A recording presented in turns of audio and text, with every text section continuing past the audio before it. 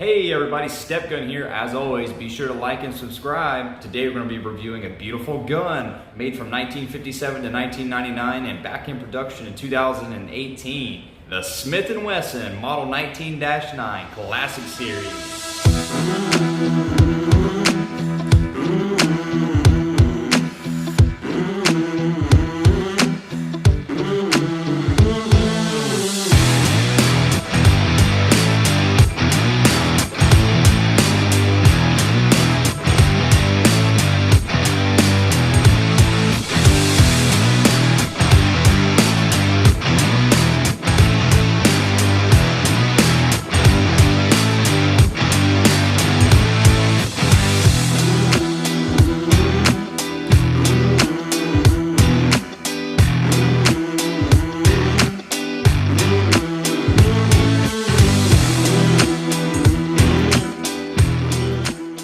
Alright everyone, yep, that's right, it's a Smith & Wesson Model 19-9. Yep, the new classic that Smith & Wesson decided to start remaking this beautiful gun.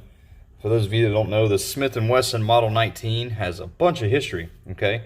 This gun was originated in 1957 and was made all the way through 1999. And, you know, back during the 70s and the 80s, this gun was carried by a lot of police officers. You know, if you got pulled over back in that time frame, or you seen a police officer somewhere back in the 70s and 80s, they were probably carrying a Smith & Wesson Model 19. And that was the gun that was carried.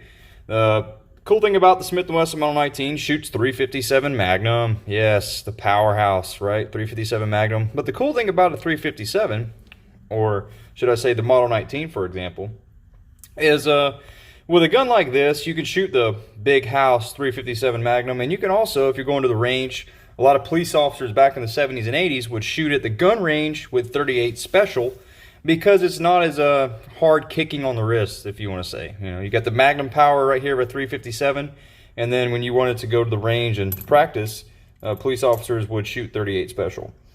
This Model 19 I have right here, the overall barrel length is 4¼ inches, and then the total length of the gun is 9.9 inches. This gun was brought back to life in 2018 and is being made to the present, right? The one thing I do like is that Smith & Wesson brought it back.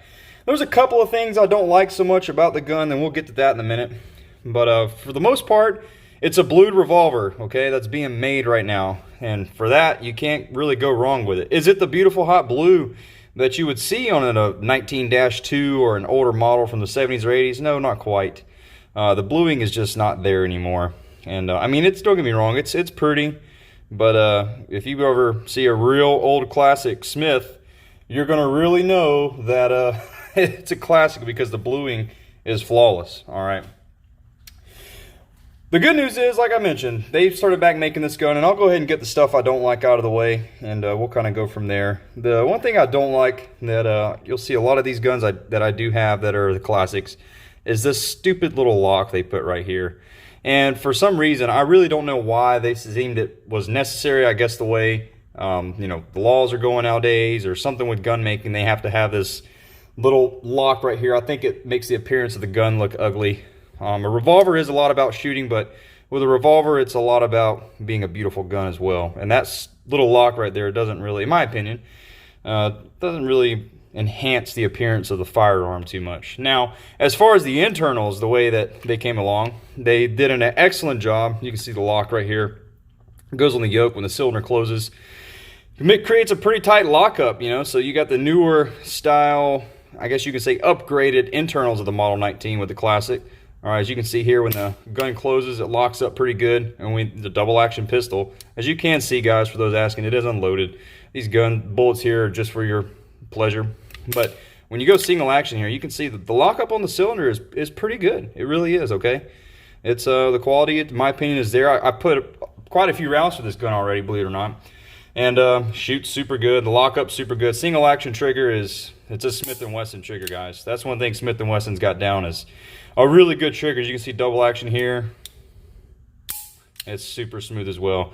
And then with the barrel here, this is a little different. They kind of put the barrel, it's like this encase kind of barrel, if you will. So it kind of sits down in that tubing right there, as you can see. And then the barrel's inside of there. You know, the older barrels, you had your pin and recessed barrel in the 19-2 back then, and on the older Smiths, you had the recessed cylinders, right? So the way these, you know, where the cylinder is right here, where the bullets enter the cylinder, the hole, as you can see, the diameter where the bullet went in was recessed, so it was all flush. You know, the bullets now, when you enter it, I'll actually show you guys here. You can see how the bullet sticks out here, okay? If you see an older Smith & Wesson, a model 19-2, the bullet will go in all the way, okay? And when you say recessed cylinders, it creates that flush appearance and a flush act when the bullets are all in that recessed cylinder, all right? You know, a couple other things, this gun, the grips that come on it, you can look and see. I swapped them out. I didn't really care for them too much, to be honest with you. The grips here with the finger grooves, I believe I ordered these, oh my goodness, it's not Hogue. Who is it that makes these grips? I can't think. I'll put it in the link below.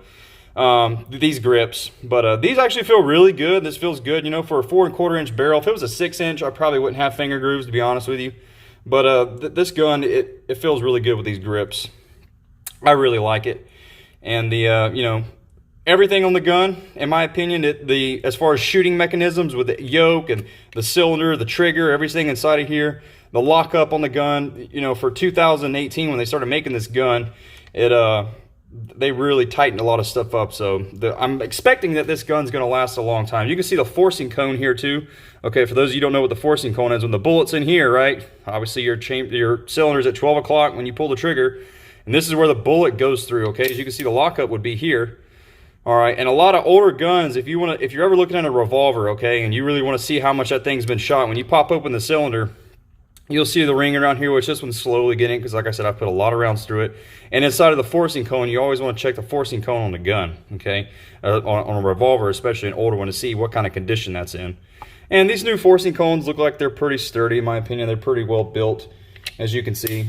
But yeah, it's a Smith & Wesson, and they're being made. So that's something to be super impressed about. I mean, for revolvers, the thing is with a revolver, either you like them or you don't. If you're a gun collector and you're a gun guy, and if you don't like them and you're around the gun industry long enough, you're going to start liking them. That's just the way they are. Revolvers kind of grow on people, all right? I've seen people before that would, you know, talk so much crap about a revolver, and then I call to check up on older friends of mine and keep in touch, and next thing I know, they have 10 or 15 Pythons and Smith & Wessons now, because you want a fun gun to shoot. Revolvers are so much fun. It's just something about popping open the cylinder and throwing some Magnum in there, some 38 Special, and just going to work. You know what I mean?